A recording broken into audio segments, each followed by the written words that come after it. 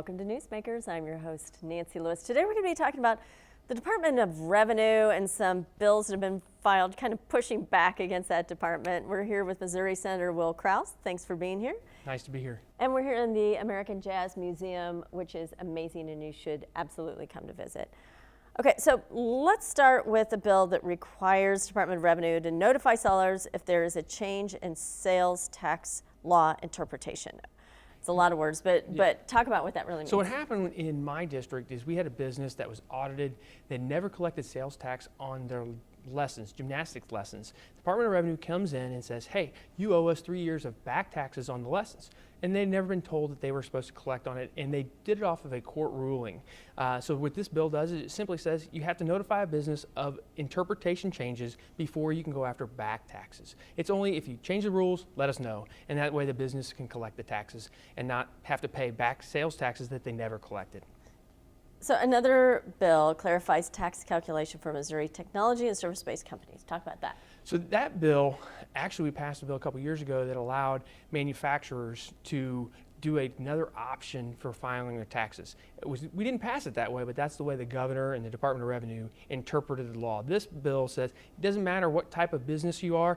If you're headquartered in the state of Missouri, you have this option to be able to calculate your taxes. It really benefits headquarters that are here in the state of Missouri that do business across the United States.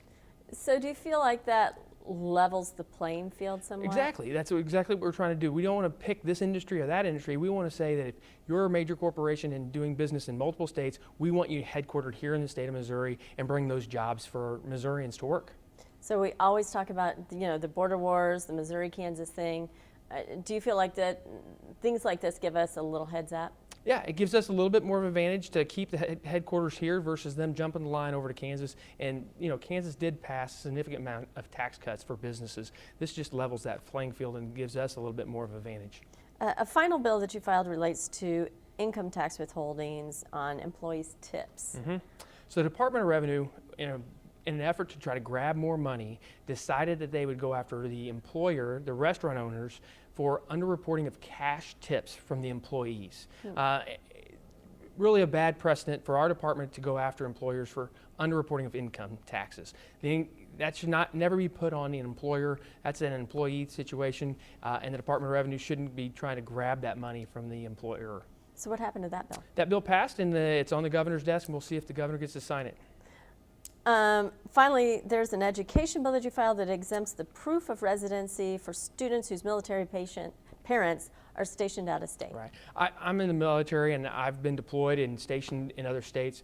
This bill just allows for those that are stationed outside of the state of Missouri to allow their kids to stay in the school that they're in as long as they have a family member in that school district.